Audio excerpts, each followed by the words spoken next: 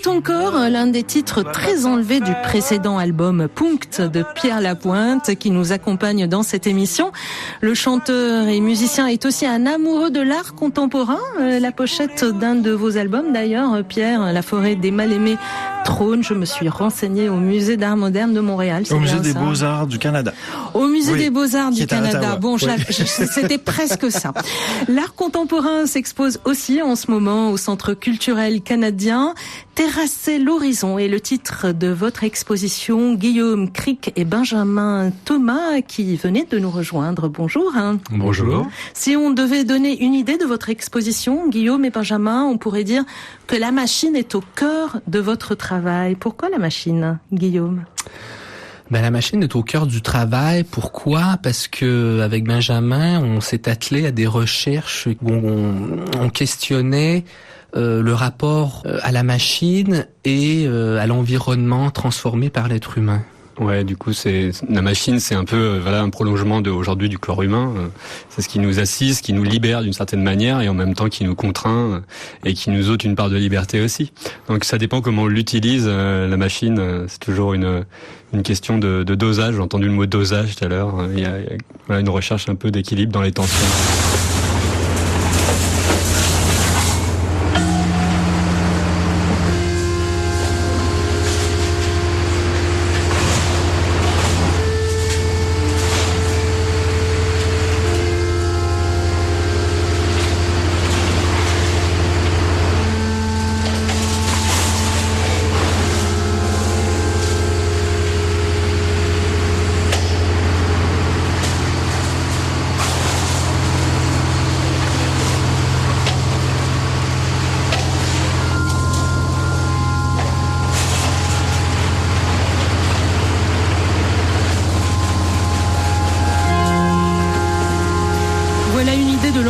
Qui nous entoure dans votre exposition, car vos machines font aussi du bruit, de la musique et même parfois elles nous parlent.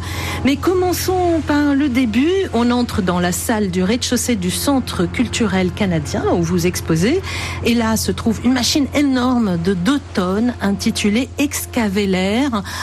Alors effectivement, tout ça, cette impressionnante machine pour brasser de l'air, dans le sens littéral du terme, cela veut dire ne rien dire. C'est justement une machine qui travaille dans le vide.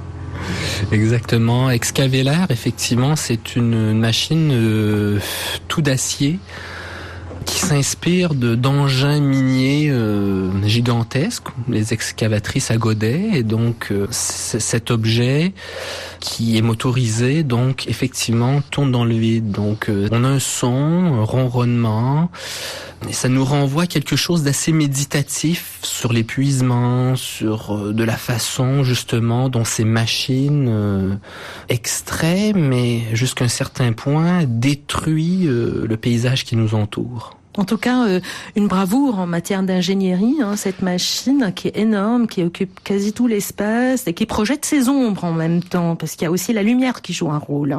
Ouais, tout à fait. Avec notre collègue éclairagiste, on a mis une ambiance effectivement au niveau de l'éclairage qui permet d'aller chercher peut-être le côté optimum de ce que peut nous offrir la sculpture. Ouais. Et terrasser l'horizon, pourquoi ce titre ? Terrasser l'horizon, c'était un jeu de mots, du coup, entre la destruction et le nivellement, et l'horizon en tant que point de vue et qu'avenir. Voilà, on aime bien les tensions, on aime bien les contradictions, et là c'était un titre qui nous plaisait, qui était assez agressif d'un certain côté, qui avait quelque chose de... Il y a terre aussi dans terrasser. Ouais, dans le côté nivellement, comme on met tout à plat pour construire quelque chose. Donc du coup, voilà, il y avait cette ambiguïté là qu'on aimait bien dans ce titre-là. Pierre Lapointe, vous avez envie de leur poser une question. C'est que l'idée du duo en art ou du trio ou de l'association entre artistes en art contemporain, ça m'a toujours fasciné. Vous travaillez toujours ensemble ou c'est spécifiquement pour cette exposition-là? Non, on travaille, on a une production individuelle, mais on travaille régulièrement ensemble depuis une dizaine d'années. En fait, donc, gros, Guillaume, vous concevez plutôt visuellement, et Benjamin, vous créez la musique et le son qui va avec. Ouais, c'est ça. On essaie de concevoir, en tout cas, dans les installations. Après, il y a une discussion qui se produit déjà sur l'idée, sur la réflexion, sur ce dont on veut parler, et puis il y a voilà un travail entre le visuel et le sonore, et aussi le côté sculptural peut-être qu'on pourrait appeler, qui là se fait en discussion et voilà. Alors justement, continuons notre promenade et montons à l'étage au Centre culturel canadien. Et là, on se trouve immergé dans une installation au nom très parlant de ville autonome roulante. On se retrouve en réalité entouré par 4 machines assez artisanales, faites de courroies qui tournent et sur lesquelles sont suspendues des petites formes en verre qui évoquent des immeubles et qui tournent autour de ces courroies. Et qu'est-ce que cette installation met en scène ? On pourrait laisser parler Benjamin, mais si vous me regardez, je vais y répondre. En fait, l'installation ville autonome, donc les courroies dont vous parlez, donc on a un ensemble motorisé avec une quadriphonie. Et ces petits objets de verre va représenter, schématiser des immeubles, des espaces verts, et jusqu'à un certain point, ça va nous représenter la mâchoire d'engins de chantier et qui mange la terre, qui mange l'espace. Qui broie un immeuble, qui le détruit. Et ça vous éclate, Pierre Lapointe, je le sens. Moi, j'ai juste hâte d'aller voir l'expo. Là, je suis en train d'imaginer à partir d'un récit. Je trouve ça intéressant comme processus. Et puis, du point de vue sonore, Benjamin, quand il a fait sa prise de son, il a tombé sur une fréquence, parce que vous savez, on enregistre, on entend toutes sortes de fréquences, des bruits, etc. À un certain moment... C'est un chantier de démolition, il faut le dire. C'est une fréquence qui vient de la démolition. Non, ouais, voilà, c'est ça. C'est que durant le chantier de démolition, d'un coup, il y a une sorte de bout d'acier qui est tombé sur un bout de béton et qui a produit une note. Alors que dans tout le chantier, on a plutôt un brouhaha, un bruit blanc qu'on appelle, où toutes les fréquences se mélangent. Alors que là, il y avait vraiment une fréquence identifiable, une note de musique, quoi, si on veut. Et du coup, de cette note-là est parti après ce qu'on a entendu tout à l'heure, tout un tas de vibrations qui viennent de cordes de piano, en fait, qui ont été enregistrées, et dont l'attaque a été enlevée, en fait. On a gardé juste l'écho de cette note-là pour créer la musique. Voilà, là, ce qu'on entend là.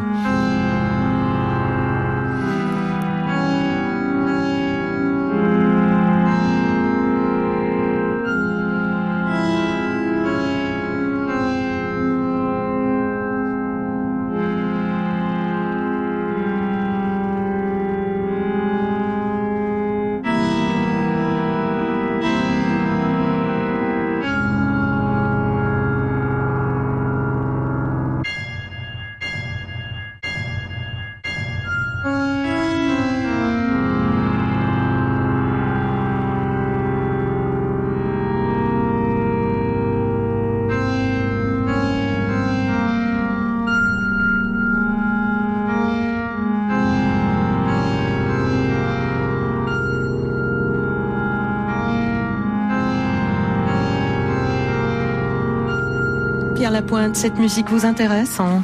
Oui, en fait, je trouve que c'est une super idée d'enlever l'attaque des notes. Je suis en train de me dire que c'était non, c'est vraiment beau. Qu'est-ce qui vous nourrit, vous, pour vos compositions musicales? Ça dépend. C'est beaucoup les rencontres, en fait. Je vais parler... à la base, ça va être une chanson, comme je disais tout à l'heure, très simple, très classique. Puis à un moment donné, c'est l'envie de travailler avec des artistes, avec des compositeurs, avec des arrangeurs, qui va me donner le second souffle, en fait. Il y a une grosse partie de mon travail où je me retrouve à être une sorte de directeur artistique, en fait, où je crée des mariages un peu incongrus entre mon travail puis celui des autres. Et puis c'est une des parties que je préfère. Et vous êtes arrivé aussi de travailler avec des artistes contemporains? Oui, j'ai travaillé avec plusieurs, en fait, chez nous. J'ai travaillé avec BGL, qui a fait ma pochette de La Forêt des Mal-Aimés. D'ailleurs, c'est une partie de cette œuvre-là qui est au Musée des Beaux-Arts du Canada à Ottawa. BGL qui représente le Canada à la Biennale de Venise en ce moment même. J'ai travaillé avec David Atmaid. J'ai fait un opéra contemporain avec un ami compositeur qui s'appelle Yannick Plamondon. On a fait un opéra contemporain dans une sculpture immersive de David, dans laquelle David évoluait évolué avec nous. David qui était au Musée d'Art moderne de Paris encore jusqu'en février dernier. J'ai travaillé avec Dominique Pétrin, une artiste qui travaille à la tapisserie, je dirais à la tapisserie pop pour le vidéoclip Nos joies répétitives. Et puis et l'art contemporain, c'est vos premiers amours finalement. Vous avez commencé votre formation en tant que... J'ai commencé en théâtre. En fait, adolescent, je trouvais ça horrible de devoir faire un choix. Donc, j'ai commencé en théâtre. Après ça, je suis allé en art visuel. Et puis, c'est durant mes cours en art visuel à l'Université du Québec à Montréal que tout a démarré en musique. Et puis, à un moment donné, je me suis dit, je crois que c'est un signe de la vie. Je vais me concentrer là-dessus. Mais j'ai eu beaucoup de difficultés à assumer le fait que j'allais être chanteur parce que pour moi, c'était renoncer à tout ça. Jusqu'au jour où je me suis dit, je vais utiliser la chanson, si ça marche, et la visibilité que cette chanson-là va m'apporter pour aller travailler avec des artistes de partout. Donc, des architectes, des designers, des artistes plasticiens, des musiciens, des chorégraphes. Je m'arrange pour être une espèce de... point de cristallisation entre plein de choses qui sont pas au départ faites pour aller ensemble. Qui vous intéressent finalement. Oui, sans préjugés, sans idée préconçue sur l'idée que ça se fait ou ça se fait pas. Et quelles sont vos références, vous, Pierre Lapointe, en matière d'art contemporain? Ça dépend. Au départ, quand j'étais enfant, je suis tombé sur le travail des Dada, des surréalistes. Marcel Duchamp, pour moi, était une grande découverte. Je comprenais pas tout, parce que c'est une œuvre assez complexe quand t'es enfant. Maintenant, je trouvais ça drôle de voir le bidet, je trouvais ça, l'urinoir, je trouvais ça drôle de voir, il y a la pièce, là, avec l'espèce de, c'est comme le recouvrement de machine à écrire, puis on regarde en dessous, comme lui avait envie de faire avec sa secrétaire pour regarder en dessous de sa jupe. Ces trucs-là, pour moi, c'était très, très drôle. Puis c'était du jeu. Et puis j'ai réalisé que les artistes en art contemporain, finalement, étaient en avance sur leur temps. Quand on travaille avec des artistes en art contemporain, c'est des chercheurs. C'est des chercheurs comme ceux qui travaillent en médecine pour trouver de nouveaux médicaments. Sauf que c'est trouver des nouveaux langages. Donc, quand on se colle à leur travail, puis qu'on voit ce qui se passe dans leur tête, on est un peu en avance sur notre temps, en fait. Moi, j'ai pas cette prétention-là, j'ai pas cette qualité-là en moi. Maintenant, je suis un bon pont entre la culture populaire et ces chercheurs-là. C'est beaucoup de générosité, en même temps. Ben c'est une passion, puis c'est un respect, puis c'est une admiration que j'ai pour ces gens-là. Je sais que vous êtes aussi collectionneur. Oui. Qu'est-ce que vous achetez? Pas trop en parler. J'essaie de pas trop en parler. En fait, j'ai beaucoup d'instinct. Donc, j'ai commencé à collectionner assez jeune des objets design, et puis par la suite des œuvres d'art d'artistes qui, dans certains cas, étaient pas connus du tout, et puis aujourd'hui, je pourrais plus les acheter. Et puis d'autres artistes qui étaient plus établis. Les gens pensent que c'est très très cher collectionner de l'art, mais c'est pas. Il y a moyen d'acheter des œuvres d'artistes très respectés qui marquent l'histoire actuelle et qui vont marquer l'histoire de demain, sans mettre 100 000 $ sur une œuvre. Il y a moyen de faire des achats raisonnables, d'acheter des petites pièces. Et puis c'est ce que je trouve beau dans l'âme de collectionneur, c'est qu'on apprend aussi, on voit comment l'objet est fait. Et puis quand on le possède, contrairement au musée, on peut se coller le nez dessus pour vrai, puis on peut à la limite vivre avec. Puis ça influence le corps de vivre avec des œuvres d'art pensées par des chercheurs comme ça. Ça influence l'œil, ça influence le corps, ça influence notre façon de nous organiser. Puis cette expérience-là, pour moi, c'est très riche. Alors, Guillaume et Benjamin, j'ai envie de vous demander, est-ce que des collectionneurs vous achètent vos machines, comme par exemple la machine Excavelaire qui pèse 2 tonnes, faut être un peu équipé, Faut être équipé, ouais. Mais tout s'achète. Il y a des gens, on se doute pas. C'est vrai. On se doute pas à quel point les gens qui ont beaucoup d'argent. Ça suscite la folie, oui.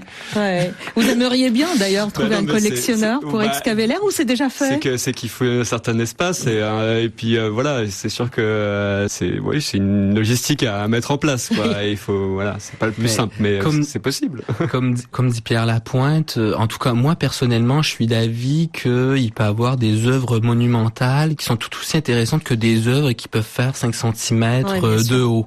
Je pense au Vénus qu'on a pu trouver il y a 22 000 ans à peu près, c'est un exemple.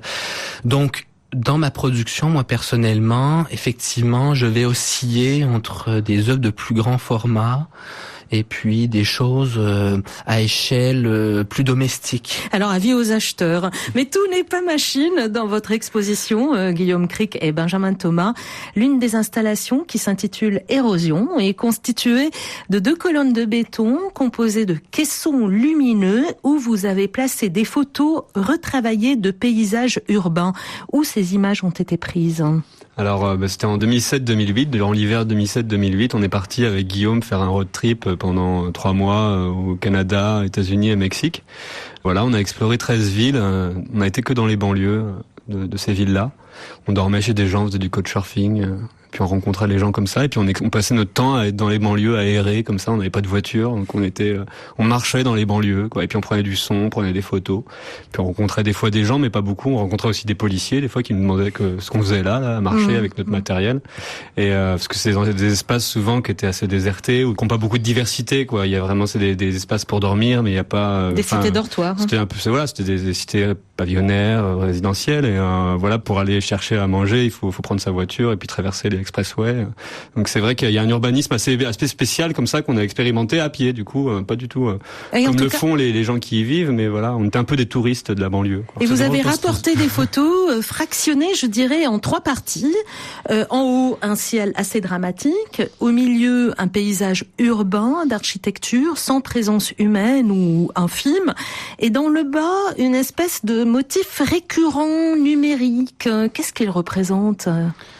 Effectivement, la série elle est conçue de manière assez systématique avec les éléments que vous venez de nommer. Et le 3e élément, ce sol, ce champ aride, est un motif composé d'éléments du ciel respectifs au paysage, et qui a été donc un motif composé d'éléments qui a été travaillé sur ordinateur et notamment sur programme 3D, ce qui permet d'extruder le motif qui est à l'origine bidimensionnel et d'en faire un étalement. Mais pourquoi ? Une étendue en bas-relief. Justement, c'est pour amener des effets esthétiques et de sens qui va nous renvoyer aux champs arides, peut-être même justement à cette terre qu'on détruit. C'est ça qui va contribuer à amener un aspect dramatique ou science-fictionnel à l'image. Un côté un peu viral, quoi, dessus, comme s'il y avait quelque chose, une maladie qui se démultipliait comme ça, et qui gomme une aussi attaque. Tout aspect de la présence de la nature réaliste, quoi, qui ordonne les choses. Et c'est des espaces assez ordonnés, en fait, aussi.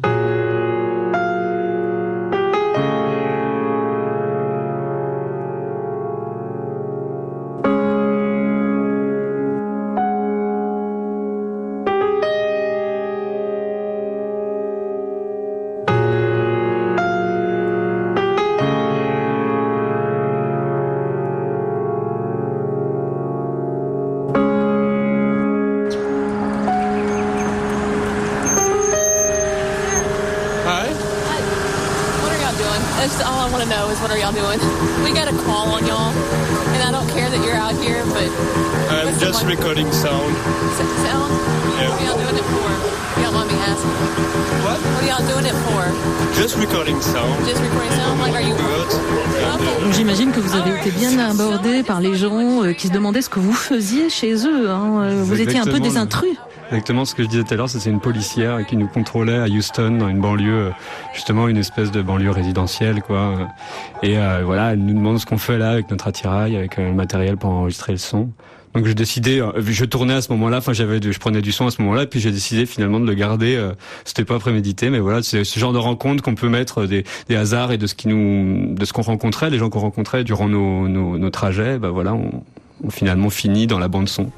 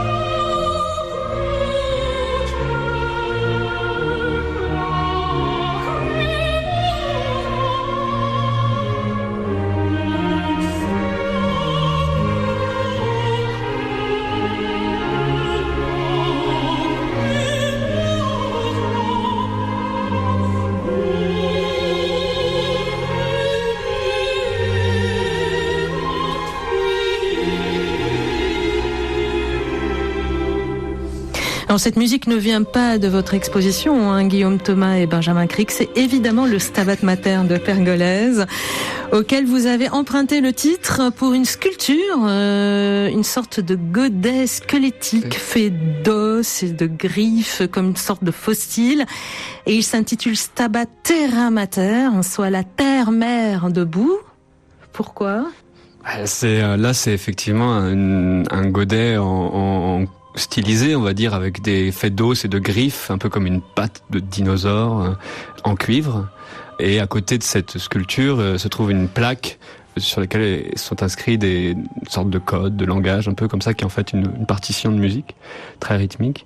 Et voilà, on a associé ces deux choses-là. Et quel rapport avec le Stabat Mater, qui est une musique religieuse? Ouais, justement, là, c'était, il y avait un rapport un peu à la prière. Le Stabat Mater, c'était une séquence liturgique qui a été composée au Moyen Âge et qui était censée donner plus d'empathie envers la Vierge qui souffre, mais qui reste quand même digne face au calvaire, voilà, qui reste debout face au calvaire du Christ.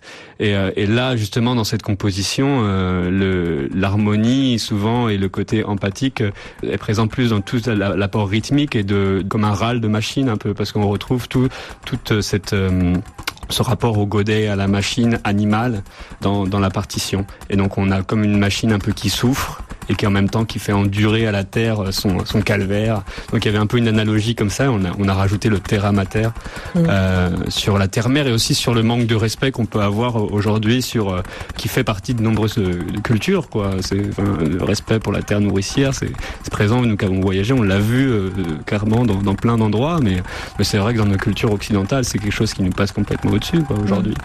Donc, on n'est plus en rapport avec la terre. Ah non, on a vraiment oublié cette chose-là dans notre rationalisation économique. Ça fait pas partie du job, quoi. Il faut pouvoir avoir des tomates en janvier, quoi.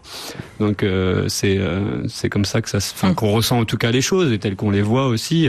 Donc voilà, c'était une manière, voilà, un peu. On s'est projeté un peu dans cette pièce-là, comme si dans 150 ans, on retrouvait un godet squelettique comme ça, enfoui dans la terre, et puis qu'on retrouvait cette partition-là, un peu comme une pierre de Rosette ou des inscriptions Maya ou je sais pas, et puis qu'on la voyait, et puis qu'on voyait ce râle animal un peu là, et qu'on a quelque chose qu'on aurait perdu.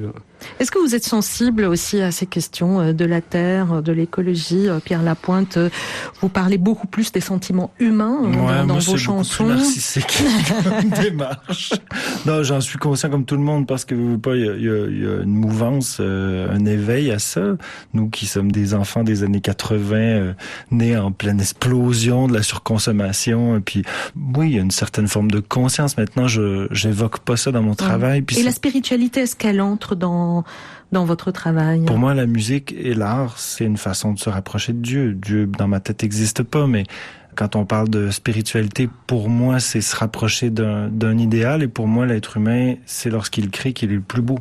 Parce qu'il se concentre sur une volonté de partage. Et puis, pour moi, c'est fondamentalement spirituel. Je pense que je suis Vous croyez au sacré? Oui. Et je pense que je suis un être humain mieux dans sa peau et plus équilibré et plus centré sur ce qui doit être et aussi ouvert aux autres à cause de l'art. J'ai le souvenir d'une œuvre de James Turrell où j'ai eu l'impression de toucher Dieu. Et c'est un peu gros ce que je dis là, mais ça a changé ma vie. Et j'ai eu l'impression, je suis sorti de là, j'ai eu l'impression de comprendre les pyramides d'Égypte. J'ai eu l'impression de comprendre quelque chose que je peux même pas expliquer, mais qui était de l'ordre de... Et je suis pas fan de James Turrell nécessairement, mais ce moment-là, pour moi, c'est une œuvre sur l'île de Naoshima au Japon, dans un musée de Tadao Ando, en fait, dans un bâtiment de Tadao Ando, le grand architecte japonais. Elle consistait en quoi? C'était un carré... on entre généralement dans les œuvres de... Ça dépend. Moi, c'est la première fois que je suis rentré dans une œuvre de James Turrell là-bas au Japon, parce que j'avais vu des carrés de lumière qui changeaient, mais j'étais jamais rentré dans une œuvre. Et cette œuvre-là, c'est pas une œuvre dans laquelle on entrait. En fait, c'est un cube blanc avec un carré au plafond qui est un trou qui donne sur l'extérieur, sans fenêtre, sans rien. Et puis, on arrive là à une heure très précise. Et puis, à un moment donné, le ciel change de couleur doucement parce que le soleil se couche, et au même à un moment donné très précis, les couleurs sur les murs se mettent à changer, et pour moi c'est spirituel. C'est une rencontre avec quelque chose qui est plus grand que l'être humain. C'est ça la fonction de l'art, finalement? C'est pour moi, oui. Bouleverser. Bouleverser, quel que soit l'art. Et puis rassembler. L'être humain, c'est un animal qui a besoin d'être avec d'autres. humain. Et l'art sert à rassembler les humains autour d'un thème qui est positif et qui le rend beau. Pour moi, c'est vraiment ça. Qu'importe la forme d'art, que ce soit le théâtre, la musique, ou on se rencontre autour d'un objet artistique pour se sentir moins seul. C'est ça. L'art pour se sentir moins seul. En tout cas, merci d'avoir été avec nous tous les trois dans cette émission. Pierre Lapointe, je rappelle que vous tournez actuellement en France avec votre dernier album, Paris Tristesse. Vous serez cet été dans les festivals et en automne au Théâtre du Rond-Point à Paris. Les téléspectateurs aussi pourront vous retrouver parce que je crois que vous participez, vous animez une émission musicale hebdomadaire dès septembre. Une émission avec ma meilleure amie sur les ondes de Radio-Canada à la télévision nationale. Une première expérience? En tant que concepteur et en tant qu'animateur, oui. Maintenant, j'ai fait de la télé avec The Voice Canada. Chez nous, au Québec, comme coach, mais ça, c'est une autre forme de télé. Guillaume Cric et Benjamin Thomas, merci aussi d'avoir été avec nous. Votre exposition Terrasser l'horizon vient de s'ouvrir au Centre culturel canadien à Paris et c'est jusqu'au 8 septembre. Ça vous donnera le temps d'aller la voir, Pierre Lapointe. Ah bah oui. Vous m'en direz des nouvelles. C'est fini pour aujourd'hui. À demain.